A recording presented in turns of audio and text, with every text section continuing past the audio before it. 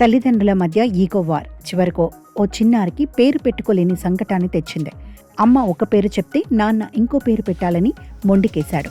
ఇద్దరూ కలిసి వస్తేనే బర్త్ సర్టిఫికెట్ ఇస్తామని అధికారులు రూల్స్ మాట్లాడారు.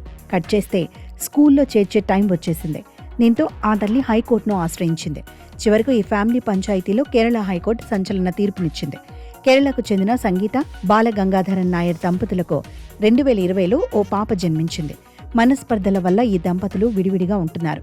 అయితే పాపకు ఏం పేరు పెట్టాలనే విషయంలో ఇద్దరి మధ్య సయోధ్య కుదరలేదు.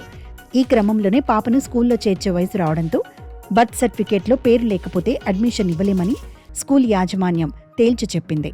దీంతో చిన్నారి తల్లి సంగీత అధికారులను ఆశ్రయించి పుణ్య నాయర్ అనే పేరుతో బర్త్ సర్టిఫికేట్ ఇవ్వాలని కోరింది. తల్లిదండ్రులు ఇద్దరూ కలిసి వస్తేనే పేరు నమోదు చేస్తామని అధికారులు తిరస్కరించారు. కుమార్తెకు పేరు పెట్టేందుకు తన భర్త సహకరించేలా ఆదేశించాలని కోరుతూ ఆమె మొదట ఫ్యామిలీ కోర్టును ఆశ్రయించింది.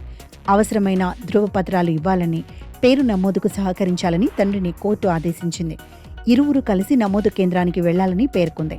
అయితే ఆ ఉత్తర్వులు పూర్తిగా అమలు కాకపోవడంతో చివరకు కేరళ హైకోర్టును ఆశ్రయించింది. ఆమె పిటిషన్పై విచారణ చేపట్టిన హైకోర్టు ధర్మాసనం కీలక వ్యాఖ్యలు చేసింది.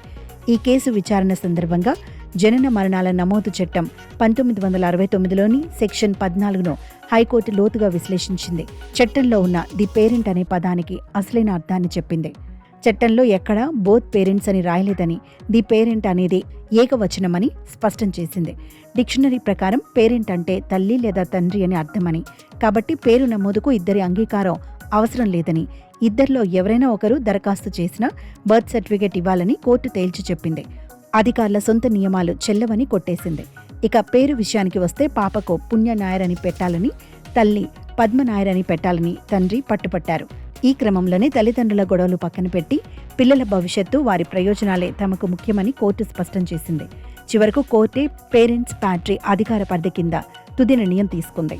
పాప ప్రస్తుతం తల్లి సంరక్షణలో ఉంది కాబట్టి ఆమె కోరిన పేరుకు ప్రాధాన్యత ఇస్తూనే తండ్రి పేరు కూడా కలిసేలా ఆ చిన్నారికి పుణ్య బాల గంగాధరన్ నాయర్ అని కోర్టు స్వయంగా నామకరణం చేసింది. ఈ పేరుతో దరఖాస్తు చేసుకోవాలని, 15 రోజుల్లోగా బర్త్ సర్టిఫికేట్ జారీ చేయాలని అధికారులను ఆదేశించింది.